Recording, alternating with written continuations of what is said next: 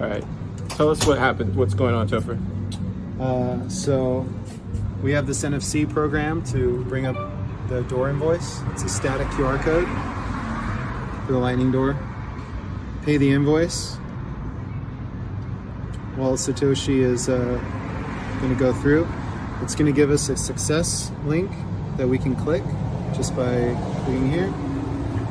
It'll show us that our pass, which is paid, and it gives us a button to unlock the door. So we just hit that button. Door's unlocked. Welcome to Pleb Lab.